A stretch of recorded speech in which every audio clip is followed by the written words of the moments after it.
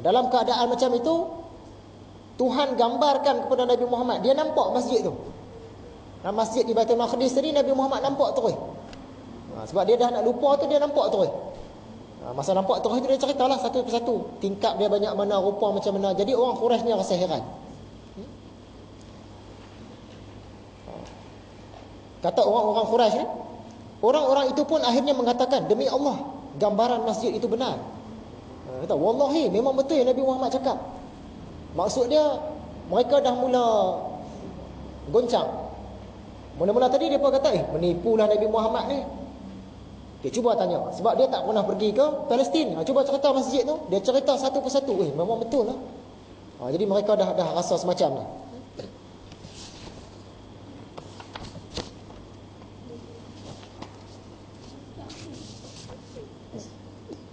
Sungguh pun begitu. Dalam hadis Baihaqi dari Aisyah, setelah Nabi melakukan Isra', maka hal itu pun jadi perbicaraan orang ramai. Lalu banyak orang yang sebelumnya sudah beriman dan membenarkannya murtad. Bila dengar cerita Nabi Muhammad Isra' dan Mi'raj ni, sebahagian daripada orang Islam tu, sebahagian kecilnya keluar daripada Islam. Sebab tak percaya. Mana boleh nak percaya? Sebelum ni mereka percaya dah. Percaya dah Nabi Muhammad ni utusan Tuhan. Tapi bila keluar cerita Isra' Mi'raj ni, sebahagian dia keluar daripada agama Islam. Jadi kita ni beruntung lah. Kita dengar cerita ni pun kita masih kekal dalam agama Islam. Sebab kita yakin dengan Nabi Muhammad, yakin dengan para ulama' yang meriwayatkan hadis-hadis cerita tentang ni. Kalau kita tak yakin, kita pun keluar jugalah. Mana boleh Nabi Muhammad ni dalam masa satu malam, zaman dulu. Zaman dulu, bukan zaman sekarang, zaman dulu. Satu malam saja sampai ke Palestin. Lepas tu naik pula sampai ke langit ke-7, sampai ke Sidratul Muntaha. Turun pula. Ulang-alik dengan Nabi Musa, antara Nabi Musa. Turun pula ke Palestin, patah balik ke Makkah satu malam. Nak ikutkan logik, memang tak logik.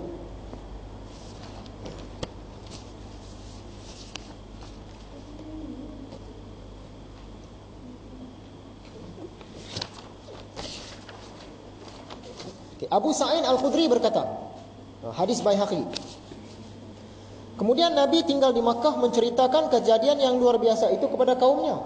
Nabi bercerita, semalam aku pergi ke Baitul Maqdis dan aku dinaikkan ke langit. Lalu aku melihat itu dan itu.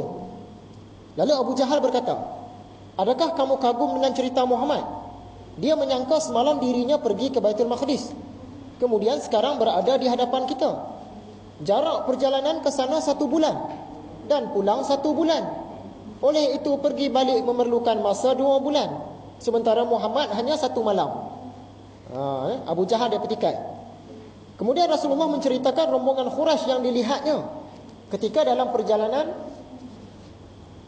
menuju Baitul Maqdis. Aku melihat rombongan Quraisy di tempat ini begini. Kemudian aku melihat mereka ketika aku pulang, aku jumpa mereka di Aqabah. Ini cerita tadi.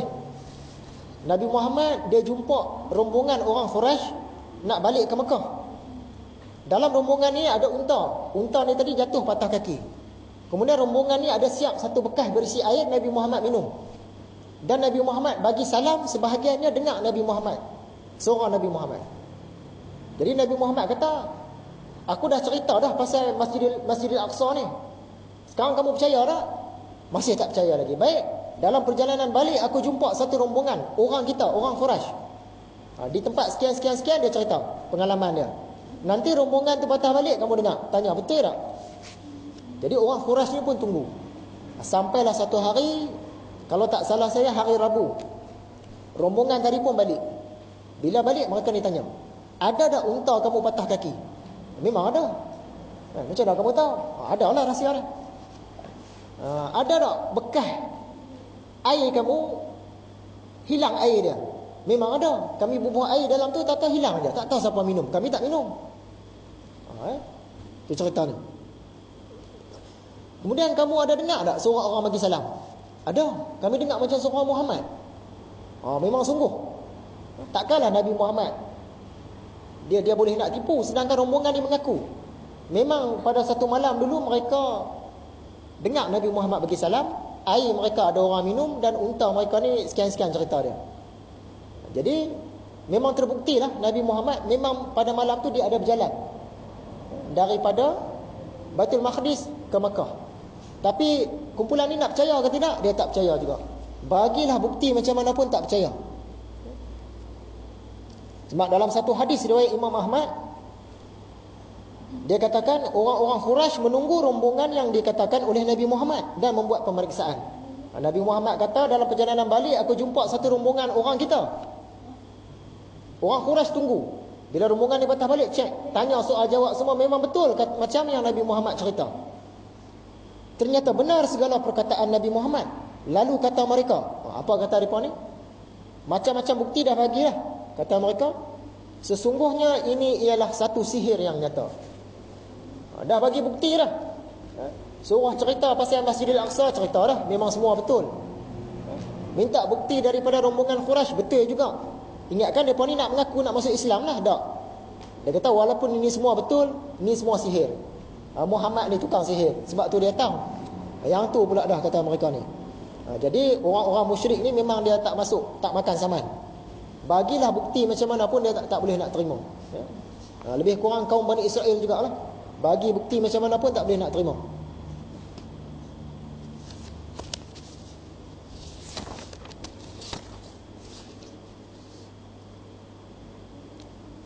Okay. Hadirin yang dirahmati Allah sekalian, kita sambung sikit lagi ni.